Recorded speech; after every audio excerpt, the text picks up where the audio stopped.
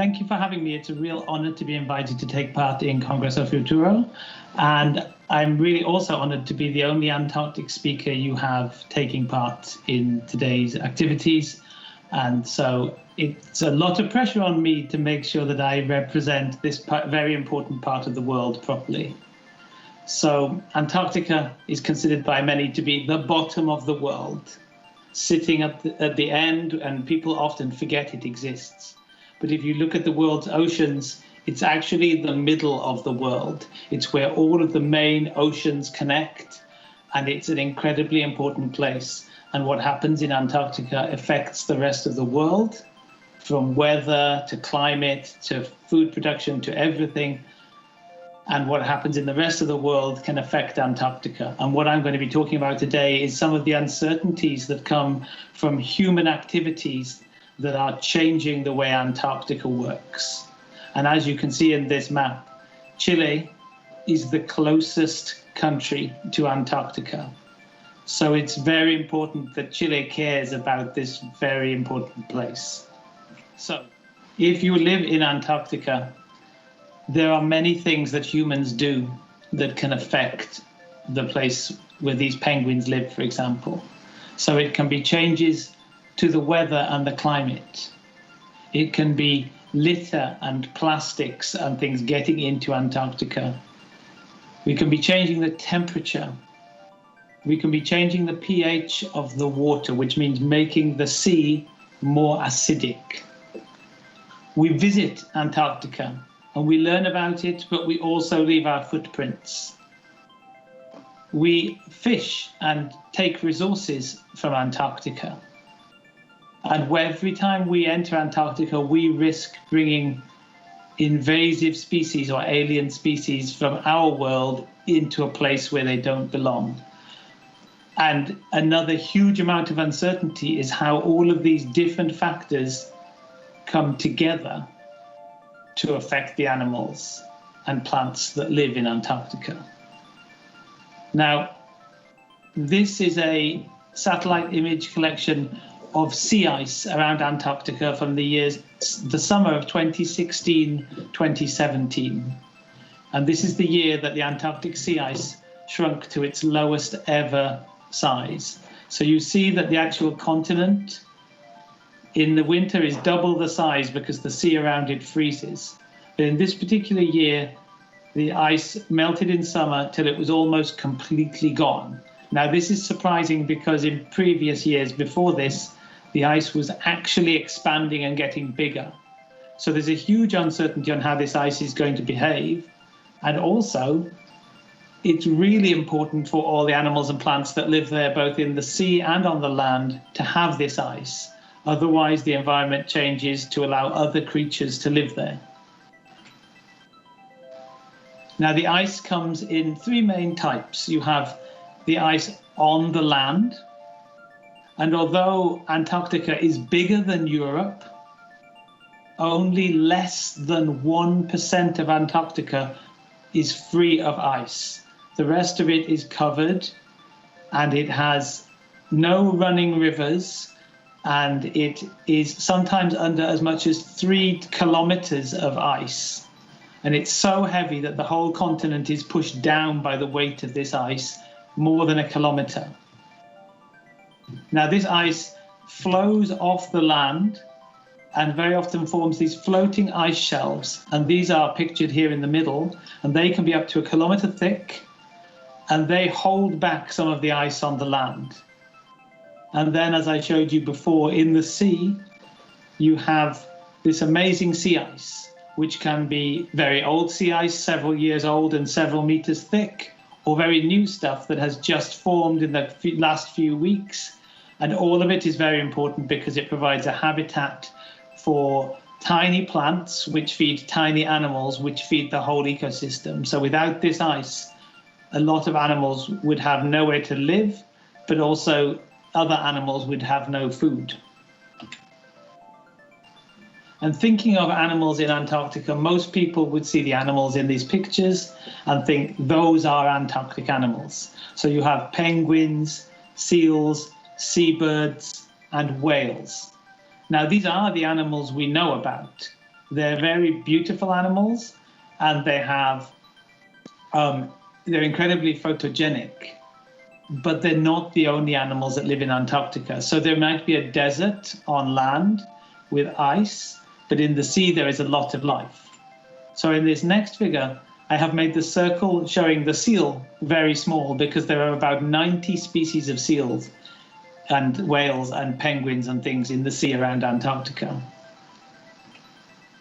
There are about 700 species of plankton and fish and jellyfish and things living in the water in the ocean around Antarctica. And then if you go to the bottom of the sea, which is the area that I study, you find nearly 20,000 species of animals living on the seafloor around Antarctica, from many, many groups of animals. And over 50% of these are found nowhere else in the world. So if they become extinct in Antarctica, they're extinct forever. And also, every time we go to Antarctica and look at the bottom of the sea, about 10 to 20% of the animals we find are new to science. And these changes I talked about are changing quite fast. So in the west of the Antarctic, this bit that sticks out here, it is becoming warmer and wetter, which means more plants are able to grow and there is more habitat for more animals. And these could be animals that you don't normally find in the Antarctic. In the east of the Antarctic, it is getting, in many places, colder and drier. It's because of the same things, with changing in wind and things, because of the changes to the atmospheric conditions. And that means a lot of the native plants are actually struggling to survive because there isn't enough water and they're spending longer frozen. And living with these plants and these animals live in very cold conditions. And as you can see, like I said, there is not much space without ice. And even then, it's not covered in plants. So these animals are tiny, tiny mites. They are insects with no wings, and there are springtails and water bears. And these are animals that are so specialized that even if you freeze them solid, you can defrost them and they come back to life. But if Antarctica warms, they will be affected by other animals being able to replace them or compete with them. And these tiny little Antarctic animals, very often more biodiversity is a good thing, but in Antarctica, as it warms, more biodiversity means more competition for our native animals. And in the sea, we have a similar problem. So at the moment, in the cold, we have krill, which is the main food for the whales and seals and penguins. And they feed these absolute giants like the blue whale. And they're dependent on cold water and do not live in warm water. But as the waters around Antarctica warm, they can be out-competed by small jelly-like animals that are not food for these whales and penguins. And also on top of that, penguins and other species that can compete with the Antarctic ones that can only live further north at the moment will be able to come in and out-compete the native species and take their food. And for many animals in the sea, the story is even more difficult, because if you took 2 cans of soda, sparkling soda, fizzy, Congas, and you open them at the same time, and one of them is warm and one is cold, the warm one will lose all of its gas first, because cold liquids can store more gas than warm ones. So it means as we pump more carbon dioxide into the atmosphere, the Southern Ocean around Antarctica is absorbing more than the tropics. And it means it's becoming more and more acidic, like lemon juice.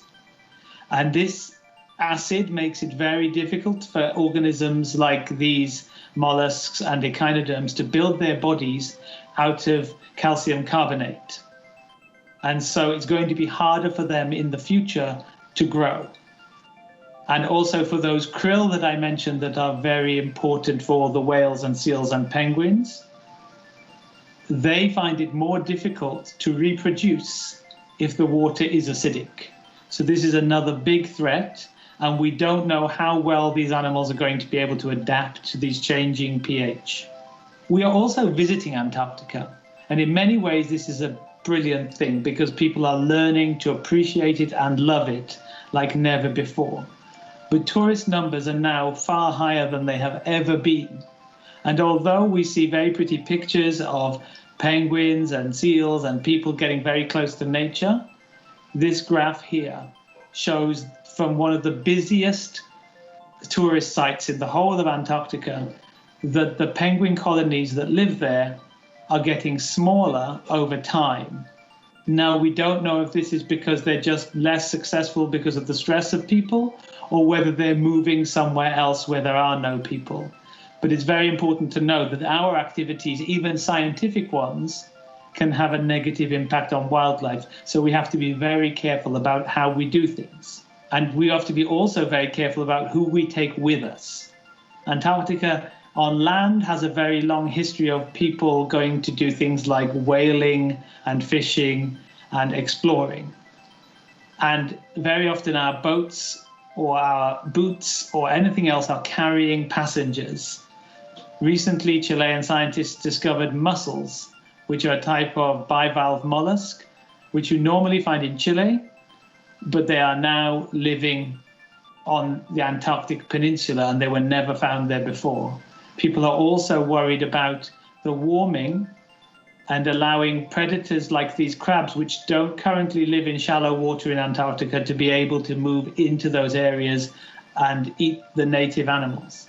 And on land, we already have very well established insects that don't belong there, plants that don't belong there, even grasses. But the most horrific stories are from the subantarctic islands, where rabbits have got into Macquarie Island and had to be exterminated because they were actually digging up the soil of the island and destroying the island and killing all the plants. And even worse, a simple field mouse got into some of the islands, and whereas it does no harm in its native habitat, it actually was able to eat albatross babies on the nests whilst they were alive. So thousands of mice would eat the chicks. And so even though they would never do this behavior where they belong, these animals, when you introduce them, can do a lot of harm. So we have to be very careful about how we ensure that none of the equipment we take into Antarctica has got rats or mice or insects on it. And also going with that, we have plastics. So even if we're not in Antarctica, our plastics can float into Antarctica. Very often from fishing boats and things, you can see fishing lines, and this seal has been trapped in a fishing net, but also microplastics. Microplastics are getting into Antarctica, and even though it has a very small human population, the amount of plastics in some area of Antarctica are as high as populated areas of the United States of America. So places where you have cities with millions of people. So it means that nowhere is really safe for microplastics, even Antarctica. And as I mentioned, fishing is a very important thing in Antarctica, and today it is very well managed. We have international agreements to make sure people don't catch too many fish or too much krill. But we have to learn from our past. In the past, people killed the fur seals and the whales to the point where they were nearly driven to extinction. There were only maybe 100 fur seals left in the Antarctic when humans finished hunting them. And now we are back up to 1 million, but the whales are not catching up as fast. So these ecosystems, when we damage them, can take centuries to recover and may never go back to their original form.